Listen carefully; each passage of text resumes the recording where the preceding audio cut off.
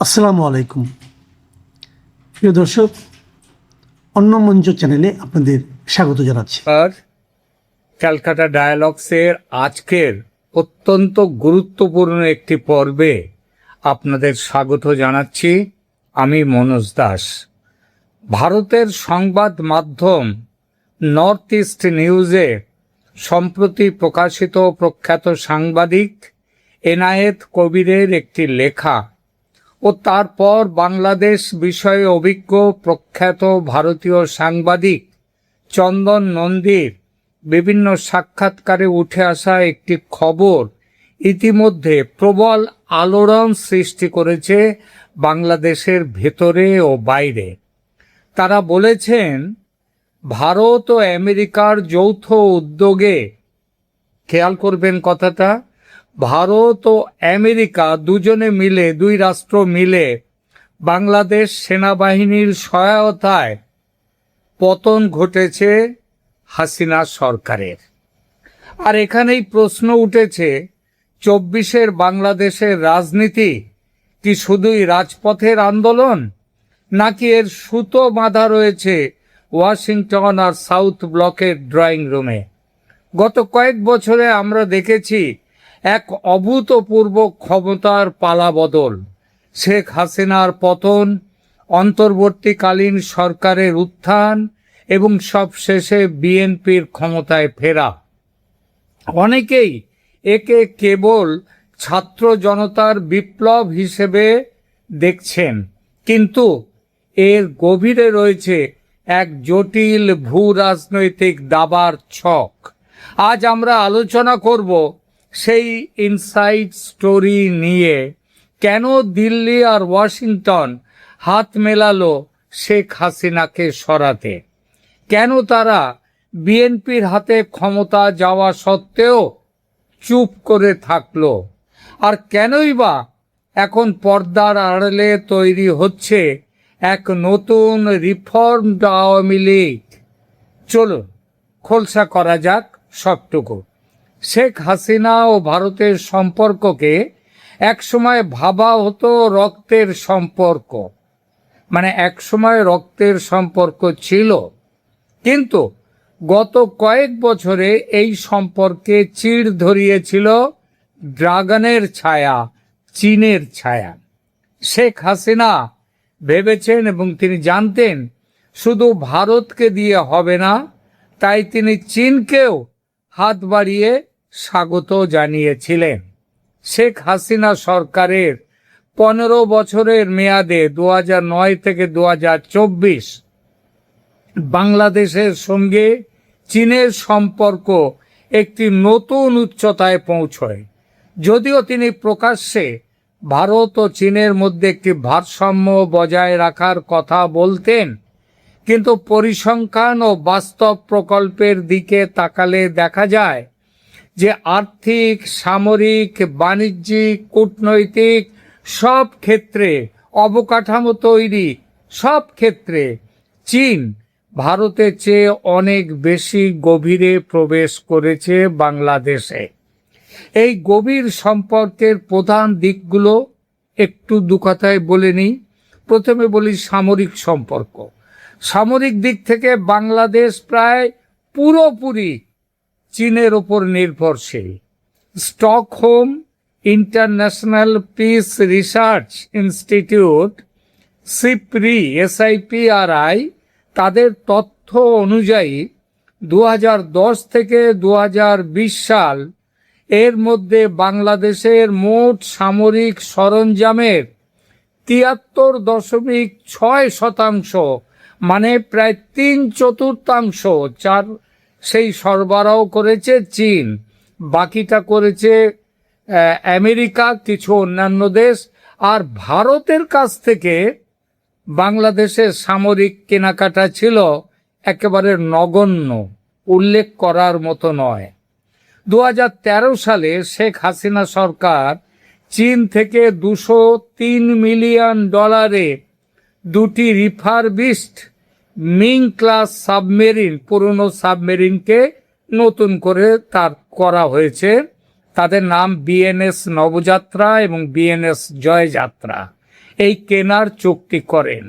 শুধু তাই নয়, কক্সবাজারের পেকুয়ায় দেশের প্রথম পূর্ণাঙ্গ সাবমেরিন ঘাঁটি বিএনএস শেখ হাসিনা চীনের কারিগরি সহায়তায় প্রায় $1.21 বিলিয়ন ব্যয়ে নির্মিত হয়েছে। বাংলাদেশ সেনাবাহিনীর ট্যাঙ্ক, নৌবাহিনীর করভেট ও ফ্রিগেট এবং বিমান বাহিনীর ফাইটার জেটগুলোর একটা বড় অংশই চীনে তৈরি। এবার আসি আর্থিক ও অবকাঠামো বিষয়ে এবং বিআরআই সেই ফ্যাক্টরে। 2016 সালে চীনের প্রেসিডেন্ট শি জিনপিংয়ের বাংলাদেশ সফরের পর দুই দেশ কৌশলগত অংশীদারিত্ব চুক্তি সই করে। এর ফলে চীন বাংলাদেশে প্রায় $24 বিলিয়ন বিনিয়োগে, মানে 2400 কোটি ডলারের বিনিয়োগ ও ঋণের প্রতিশ্রুতিপত্র স্বাক্ষর করে। 2024 সালের তথ্য অনুযায়ী বাংলাদেশের দ্বিপাক্ষিক ঋণের সবচেয়ে বড় উৎসের অন্যতম হল চীন। আর বড় প্রকল্পগুলো চীনের সহায়তায় তৈরি, যে পদ্মা বহুমুখী সেতুর যে রেল সংযোগ প্রকল্প প্রায় 39,000 কোটি টাকা, কর্ণফুলী টানেল যেটাকে বলা হয় বঙ্গবন্ধু টানেল, পায়রা গভীর সমুদ্র বন্দর এবং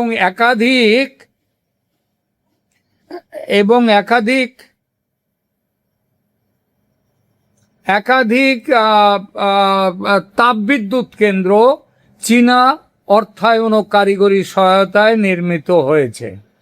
ভারত দেখুন, আর ভারতের ক্ষেত্রে ভারত বাংলাদেশকে প্রায় $8 বিলিয়ন, আবার বলছি প্রায় $800 কোটি লাইন অফ ক্রেডিট দিলেও বাংলাদেশে তার বাস্তবায়নের গতি ছিল খুবই ধীর। চীনের প্রকল্পগুলো দ্রুত দৃশ্যমান হওয়ায় আর্থিক নির্ভরতা বেজিংয়ের দিকে বেশি ঝুঁকে পড়ে বাংলাদেশের। এটা বাংলাদেশ ইচ্ছাকৃতভাবে করছে বলে বিশ্বাস করে ভারত। সম্ভবত দেশের মধ্যে হাসিনা সরকার দেখাতে চাইছিল যে তারা ভারতের চেয়ে চীনের বেশি কাছাকাছি। তার উদ্দেশ্য ছিল যে দেশের মধ্যে যে একটা ভারত বিরোধী সেন্টিমেন্ট আছে দেশের লোকের মধ্যে, সেই সেন্টিমেন্টটা চলে যাবে, যেটা হাসিনার বিরুদ্ধেও চলে গিয়েছিল, সেটা চলে যাবে, যদিও তার কোনো এফেক্ট হয়নি।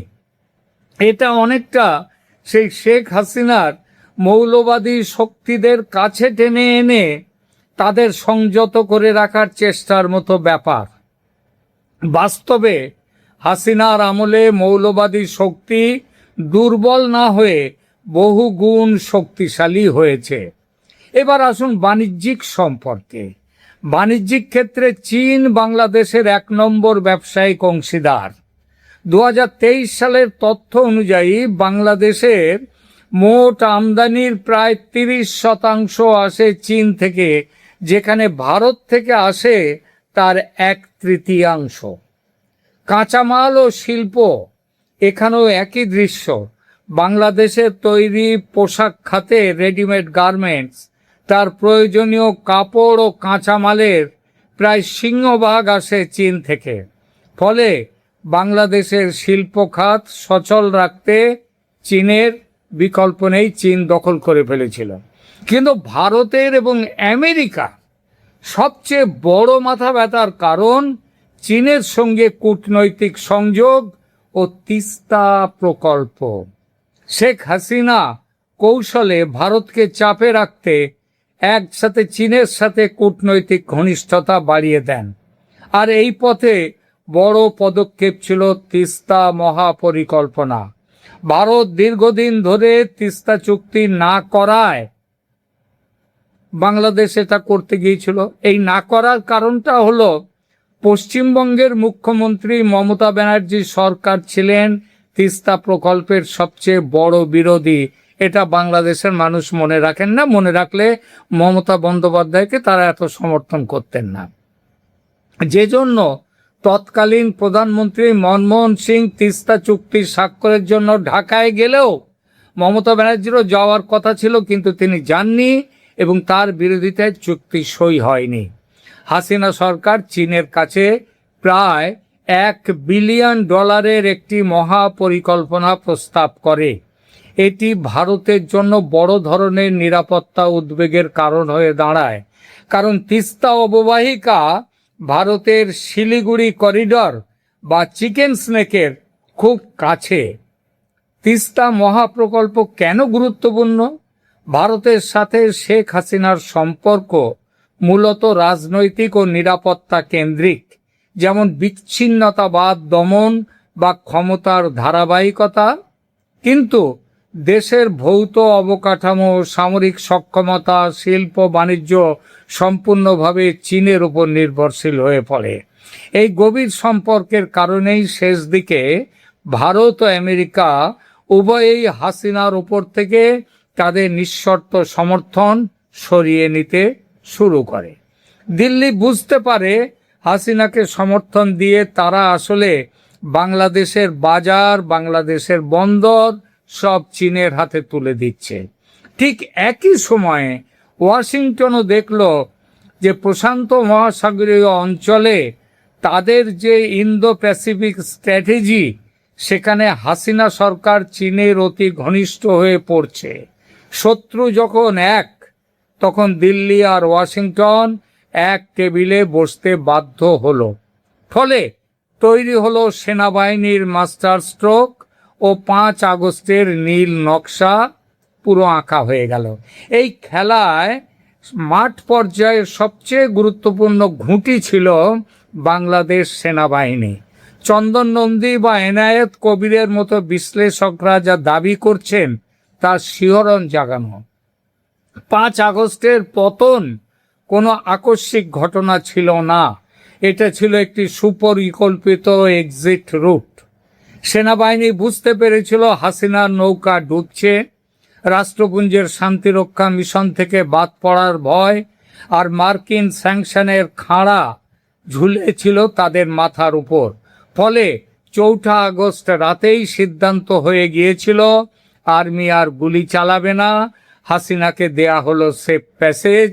ভারতও এই প্রক্রিয়ায় সায় দিয়েছিল, কারণ তারা জানতো হাসিনাকে জোর করে ক্ষমতায় টিকিয়ে রাখলে বাংলাদেশে ভারত বিদ্বেষ চরমতর আকার ধারণ করবে এবং ফলত চীনের প্রভাব বাড়বে।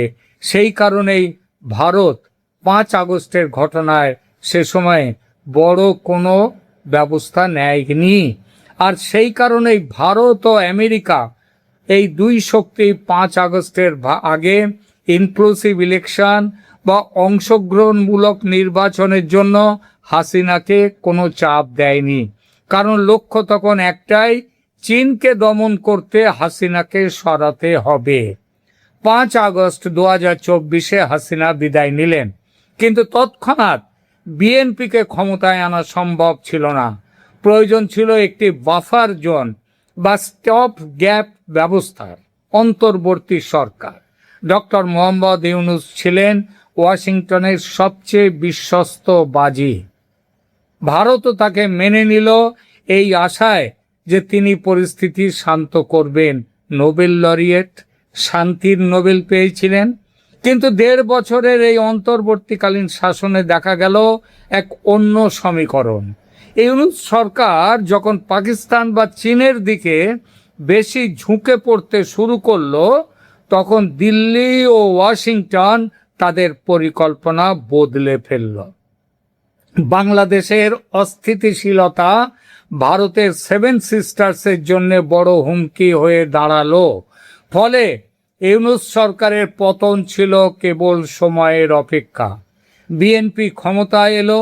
আশ্চর্যের বিষয় হলো, বিএনপি ক্ষমতায় এসে যখন আইনি লড়াইয়ে আওয়ামী লীগকে নিষিদ্ধ করল, ভারত কিন্তু কোনো শক্ত প্রতিবাদ জানালো না। কেন এই রহস্যময় নীরবতা? কারণ ভারত তখন তৈরি করছিল তাদের প্ল্যান বি। কি সেই প্ল্যান বি? সেটা হচ্ছে নবপর্যায়ের আওয়ামী লীগকে দেশে ফিরিয়ে আনা। এখনকার সবচেয়ে বড় খবর হলো দিল্লি আর ওয়াশিংটন বুঝতে পেরেছে বাংলাদেশে জামাতি ইসলামী এবং তার মৌলবাদী বন্ধুদের প্রভাব রুখতে হলে কেবল বিএনপি যথেষ্ট নয়। বিএনপি যদি চরমপন্থীদের দিকে ঝুঁকে পড়ে তবে বিপদ বাড়বে। তাই তারা চাইছে বাংলাদেশে একটি লিবারেল বা উদারপন্থী ভারসাম্য ফিরিয়ে আনতে। আর এখানেই জন্ম নিচ্ছে নবপর্যায়ের আওয়ামী লীগ। শেখ হাসিনার বদলে অন্য কোনো গ্রহণযোগ্য নেতৃত্বকে সামনে নিয়ে আসা, যারা ভারতের বন্ধু হবে, আমেরিকার সাথে বন্ধু হবে, আমেরিকার সাথে সম্পর্ক থাকবে, কিন্তু চীনের দাসে পরিণত হবে না। একটি রাজনৈতিক পরিসর তৈরি করা যেখানে বিএনপি আর এই নতুন আওয়ামী লীগ প্রতিদ্বন্দ্বিতা করবে আর উগ্রবাদী শক্তিগুলো মাঠের বাইরে চলে যাবে। সূত্রের খবর অনুযায়ী ভারত এখন এই রিফর্মড আওয়ামী লীগকে ময়দানে নামানোর জন্য আন্তর্জাতিক মঞ্চে লবিং করছে। প্রাক্তন স্পিকার শিরিন শারমিনকে দিয়ে একটা চেষ্টা হলো কয়েকদিন আগে, এবং এর আগেও হয়েছে, কিন্তু সে চেষ্টা ফেল করেছে। দলের নেতৃত্ব দেওয়ার ক্ষমতা শিরিন শারমিনের নেই। ফলে নাম উঠছে এখন হাসিনা পুত্র জয়ের। যেমনভাবে খালেদা জিয়ার পুত্র তারেক রহমান এসছেন, তেমনভাবে হাসিনার পুত্র জয় আসবেন। তিনি শিগগির ভারতের নেতৃত্বের সঙ্গে কথা বলতে দিল্লি আসছেন। এতে পশ্চিমী শক্তিগুলোরও সায় আছে, কারণ তারা বাংলাদেশে আর কোনো নতুন আফগানিস্তান বা শ্রীলঙ্কা দেখতে চায় না। পরিশেষে বলা যায়, বাংলাদেশের রাজনীতি আসলে এক বহুপাক্ষিক দাবার বোর্ড, যেখানে দেশীয় আবেগ আছে ঠিকই, কিন্তু নিয়ন্ত্রণের চাবিকাঠি অন্য কারোর হাতে। শেখ হাসিনার পতন যেমন অনিবার্য ছিল, তার নিজস্ব ভুল এবং ভূ রাজনৈতিক সমীকরণের কারণে, তেমনি বিএনপির ক্ষমতায় আসাও এক বৃহত্তর পরিকল্পনার অংশ। প্রশ্ন উঠতেই পারে, এই পরিকল্পনাও যদি সফল না হয়?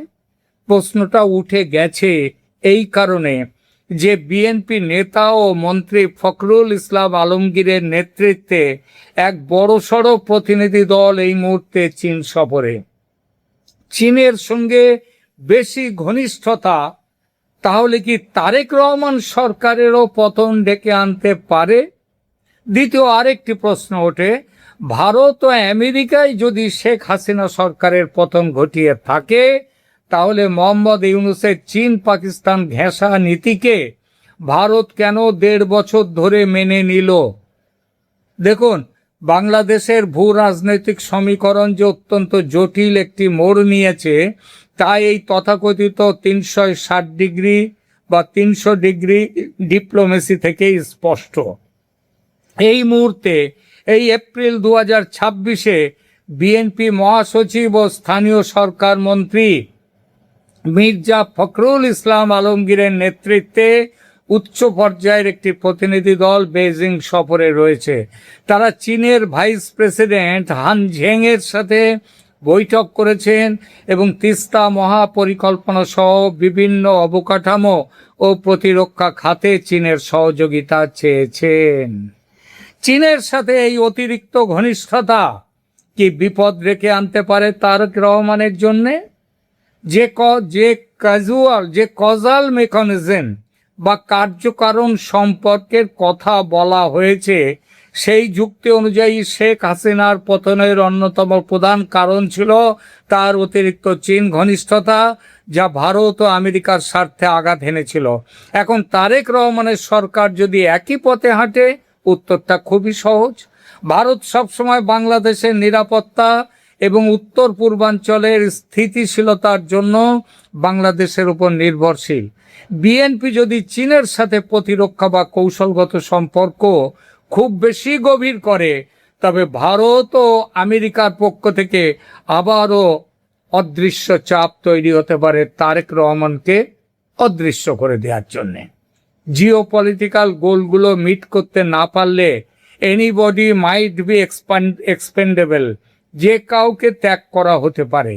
ফলে তারেক রহমানকে ভারত ও আমেরিকার সাথে সম্পর্কের ভারসাম্য বজায় রেখে চীনের অর্থনৈতিক সুবিধা নিতে হবে। তা না করলে বিপদ তার জন্যও অপেক্ষা করছে। এবার বলি, মোহাম্মদ ইউনূসকে নিয়ে ভারত সরকারের সহনশীলতার রহস্যটা কি? যদি ভারত আমেরিকা মিলে হাসিনাকে হটিয়ে থাকে, তবে ইউনূসের চীন ও পাকিস্তান ঘেঁষা নীতি ভারত গত 1.5 বছর কেন মেনে নিল? এর পেছনে আছে কয়েকটি কৌশলগত কারণ। প্রথমত, অন্তর্বর্তীকালীন সীমাবদ্ধতা। ডক্টর ইউনূসের সরকার ছিল একটি ট্রানজিশনাল বা অন্তর্বর্তীকালীন সরকার। ভারতের কৌশল ছিল অপেক্ষা করো এবং দেখো। একটি গণ অভ্যুত্থানের মাধ্যমে আসা সরকারকে শুরুতেই সরাসরি বিরোধিতা করা ভারতের জন্য আন্তর্জাতিকভাবে নেতিবাচক হতো। তাছাড়া ডক্টর ইউনূসের পেছনে পশ্চিমা বিশ্ব, বিশেষ করে আমেরিকার শক্তিশালী সমর্থন ছিল। তখন ছিল জো বাইডেনের আমল। ভারত হয়তো নিজের নিরাপত্তার স্বার্থে ক্ষুব্ধ থাকলেও আমেরিকার সাথে সরাসরি দ্বন্দ্বে না জড়ানোর জন্যে ইউনূস সরকারকে মেনে নিয়েছিল। তাছাড়া ভারত কিন্তু পুরোপুরি মেনে নেয়নি। লক্ষ্য করলে দেখবেন ইউনূসের পুরো মেয়াদে ভারতের সাথে বাংলাদেশের সম্পর্ক কোন জায়গায় পৌঁছেছিল। নরেন্দ্র মোদীর সাথে তার কোনো আনুষ্ঠানিক দ্বিপাক্ষিক বৈঠক প্রায় হয়নি বললেই চলে। ভারত কেবল প্রয়োজনীয় নিরাপত্তা যোগাযোগ রক্ষা করেছিল এবং একটি নির্বাচনের অপেক্ষা করছিল। ভারত ও আমেরিকা জানতো যে ইউনূস সরকার স্থায়ী নয়। তাদের মূল লক্ষ্য ছিল একটি ইনক্লুসিভ নির্বাচনের মাধ্যমে এমন একটি শক্তিকে ক্ষমতায় আনা যারা তাদের কৌশলগত স্বার্থ, বিশেষ করে চীনের প্রভাব কমানোর যে ব্যাপারটা, বজায় রাখবে। তাহলে এই আলোচনার সার কথা কি? ভারত ও আমেরিকা শেখ হাসিনাকে সরিয়েছিল দুজনে মিলিতভাবে, কারণ তিনি তাদের কথা শুনছিলেন না, তিনি চীনের দিকে ঝুঁকে পড়েছিলেন। ডক্টর ইউনূসকে তারা একটি অনিবার্য মাধ্যম হিসেবে ব্যবহার করেছে মাত্র। এখন তারেক রহমানের ওপর তাদের নজর থাকবে যে তিনি শেখ হাসিনার সেই পুরনো চীন ঘনিষ্ঠতার ভুলটি আবার করেন কিনা। করলে তারেকও যাবেন। শেষ করব আরেকটি বিষয় নিয়ে দু কথা বলে। প্রস্তাবিত নতুন আওয়ামী লীগ কি পারবে জনসমর্থন ফিরে পেতে, নাকি বাংলাদেশের সাধারণ মানুষ বাইরের এই প্রেসক্রিপশন প্রত্যাখ্যান করবে? এখনো কিন্তু দেশের মানুষের মুখের নয়, বুকের ভেতরে স্লোগানটা হলো